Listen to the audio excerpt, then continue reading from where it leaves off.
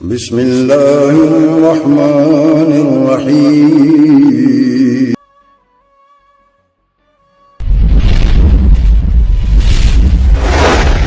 سیدنا حضرت عمر بن الخطاب رضی اللہ عنہ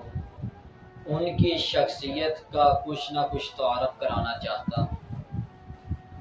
کہ حضرت عمر بن الخطاب رضی اللہ عنہ جو نبی اکرم صلی اللہ علیہ وآلہ وسلم کے بعد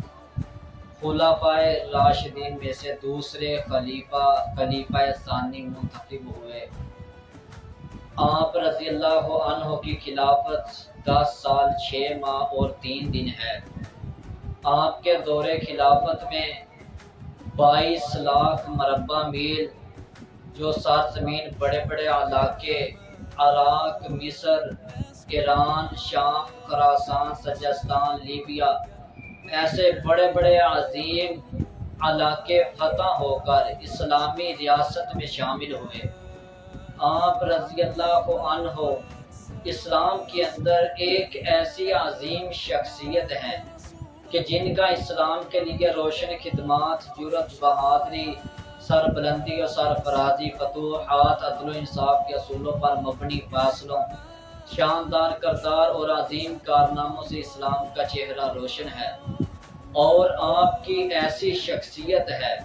کہ آپ کی شخصیت کی عظمت کو، آپ کی عدالت کو، آپ کی خلافت کو،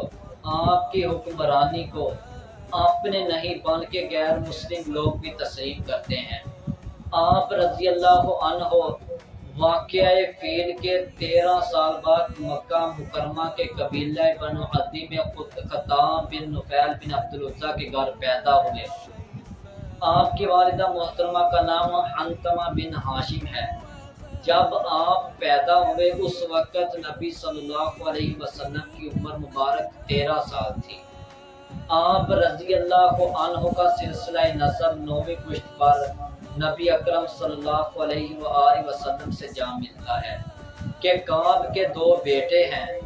کعب کے 2 بیٹے تھے، ایک کا نام مرہ اور دوسرے کا نام عدی۔ عدی کے خاندان سے عمر بن خطاب رضی اللہ عنہ ہیں اور مرہ کے خاندان سے رسول اللہ صلی اللہ علیہ وسلم ہیں۔ آپ نبوت کے 6 سال جس وقت تقریباً 40 یا 45 کے قریب لوگوں نے اسلام کو قبول کیا تھا، اس وقت آپ دائرہ اسلام میں داخل ہوئے تو آپ کے لیے اور ابو جہل جو کہ مکہ مکرمہ میں بڑے چودھری مانے جاتے تھے، جن کا رعب، جن کا دبدبا مکہ کے ارد گرد بسنے والے لوگوں پر ہوتا تھا کہ آپ رضی اللہ عنہ اور ابو جہل ان دونوں کے لیے نبی اکرم صلی اللہ علیہ وسلم اکثر اوقات اپنے رب سے دعا کیا کرتے تھے کہ اے اللہ، ابو جہل بن ہشام، عمر بن خطاب، ان دونوں میں سے جس کو تو پسند فرمائے، جس کو تو اچھا جانے، جس کو تو بہتر جانے، ان دونوں میں سے ایک کے ذریعے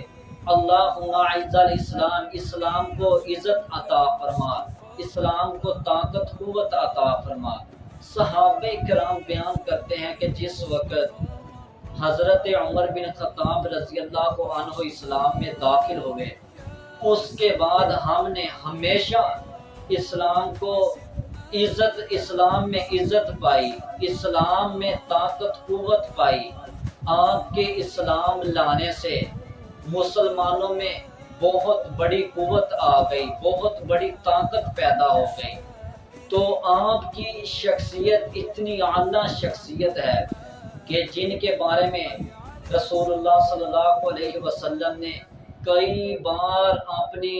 نبوت والی زبان سے جنت کی بشارت فرمائی۔ تو اسی طرح آپ کی ایک بیٹی جو حضرت حفصہ رضی اللہ عنہ جو نبی اکرم صلی اللہ علیہ وآلہ وسلم کے نکاح میں آئیں، آپ کی شخصیت ایسی شخصیت ہے کہ جن کے بارے میں رسول اللہ صلی اللہ علیہ وسلم نے فرمایا تھا کہ میرے بعد کوئی نیا نبی نہیں آنے والا، اور اگر نبی ہوتا تو عمر فاروق رضی اللہ عنہ نبی ضرور ہوتے، جن کے بارے میں آقا کائنات صلی اللہ علیہ وسلم نے فرمایا تھا کہ پہلی امتوں میں کچھ محدث ہوا کرتے تھے، اگر میری امت میں کسی نے محدث دیکھنا ہو تو وہ عمر فاروق رضی اللہ عنہ کو دیکھے۔ آپ صلی اللہ علیہ وسلم فرماتے ہیں کہ میں نے ایک خواب دیکھا، میں سویا ہوا تھا کہ میں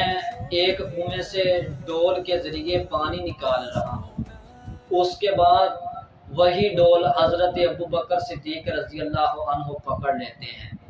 حضرت ابو بکر ایک یا دو ڈول نکالتے ہیں